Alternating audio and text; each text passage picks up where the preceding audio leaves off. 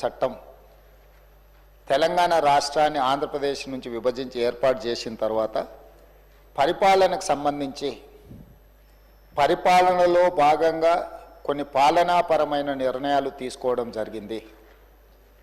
ఆ పాలనాపరమైన నిర్ణయాలు తీసుకున్న సందర్భంలో తెలంగాణ రాష్ట్రంలో ఉన్న లేదా ఆనాడు తెలంగాణ విముక్తి కోసం పోరాటం చేసిన గొప్ప వ్యక్తులను లేదా ప్రత్యేక తెలంగాణ రాష్ట్ర ఏర్పాటుకు కృషి చేసిన వాళ్ళను మనం స్మరించుకోవడం, వాళ్ళ పేర్లను మన విద్యా సంస్థలకు కానీ ప్రభుత్వ రంగ సంస్థలకు కానీ మనం పెట్టుకోవడం గత 10-11 సంవత్సరాల నుంచి జరుగుతున్న పరిణామాల అధ్యక్ష. అందులో భాగంగానే కొన్ని అంశాలను తమ ద్వారా కొన్ని వర్గాలకు అపోహలు కల్పించే ప్రయత్నం కొంతమంది చేస్తున్నారు. వాళ్ళ సభలో సభ్యులు కాదు కాబట్టి నేను వాళ్ళ పేర్లు తీసుకోదలుచుకోలేదు. కాకపోతే కేంద్ర ప్రభుత్వంలో బాధ్యతాయుతమైన బాధ్యత నిర్వహిస్తున్న వాళ్ళు కూడా ఈ రకంగా మాట్లాడడం అనేది తెలంగాణ సమాజానికి మంచిది కాదు. అందుకే ఆంధ్రప్రదేశ్ విభజన తర్వాత ఆంధ్రప్రదేశ్ భౌగోళిక ప్రాంతంలో ఉన్న విశ్వవిద్యాలయాలు ఆంధ్రప్రదేశ్కు, తెలంగాణ భౌగోళిక ప్రాంతంలో ఉన్న విశ్వవిద్యాలయాలు తెలంగాణకు వచ్చాయి. ఈ ప్రక్రియలో భాగంగానే యూనివర్సిటీ విశ్వవిద్యాలయాలకు కొత్త నామకరణాలు చేసుకోవడం జరిగింది. For example doctor NTR university of health sciences ఉమ్మడి రాష్ట్రంలో విద్యా వైద్యానికి సంబంధించి హెల్త్ యూనివర్సిటీ పేరు doctor NTR university of health sciences ఉండే. ఆటోమేటిక్గా ఆంధ్రప్రదేశ్ ప్రభుత్వంలో ఏర్పడ్డ ఈ హెల్త్ యూనివర్సిటీ ఎన్టీఆర్ పేరున్న యూనివర్సిటీ ఆంధ్రప్రదేశ్కి వెళ్ళింది. తెలంగాణ కొత్తగా ఏర్పడ్డ రాష్ట్రము, ఈ కొత్తగా ఏర్పడ్డ రాష్ట్రంలో హెల్త్ యూనివర్సిటీకి మనము Kaloji Narayana Rao university of health sciences అని 2014లో మన నామకరణం చేసుకోవడం జరిగింది. దీని అర్థం ఎన్టీఆర్ పట్ల తెలంగాణ ప్రజలకు గౌరవం లేదనో, ఎన్టీఆర్ గారిని చిన్నచూపు చూడాలనో ప్రభుత్వాల ఆలోచన కాదు అధ్యక్ష.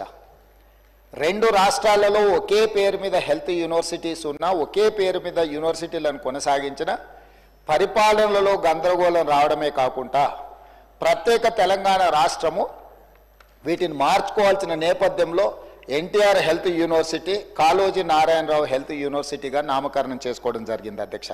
అదేవిధంగా Acharya NG Ranga agricultural university, ఈ ఆచార్య ఎన్జీ రంగా అగ్రికల్చర్ యూనివర్సిటీని మనము ఈరోజు తెలంగాణ రాష్ట్రం ఏర్పడ్డ తర్వాత మనం స్పష్టంగా professor Jayashankar Telangana state agriculture యూనివర్సిటీగా నామకరణం చేసుకున్నాం.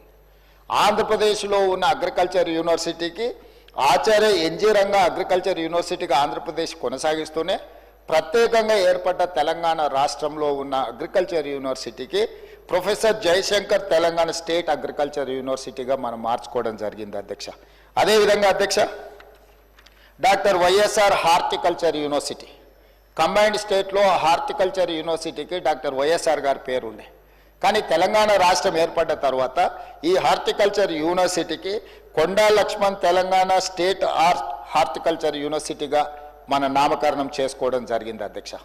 అదేవిధంగా ఆంధ్రప్రదేశ్లో డాక్టర్ వైఎస్ఆర్ హార్టికల్చర్ యూనివర్సిటీ కొనసాగుతూనే ఉంది అధ్యక్ష.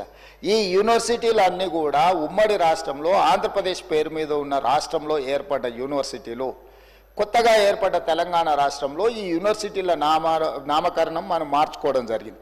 అదేవిధంగా వెంకటేశ్వర వెటర్నరీ యూనివర్సిటీ అధ్యక్ష, ఈ వెంకటేశ్వర వెటర్నరీ యూనివర్సిటీ తిరుపతిలో ఉన్నదాన్ని తెలంగాణ రాష్ట్రంలో ఉన్న వెటర్నరీ యూనివర్సిటీకి పివి నరసింహారావు తెలంగాణ వెటర్నరీ యూనివర్సిటీగా పేరు పెట్టుకోవడం జరిగింది అధ్యక్ష.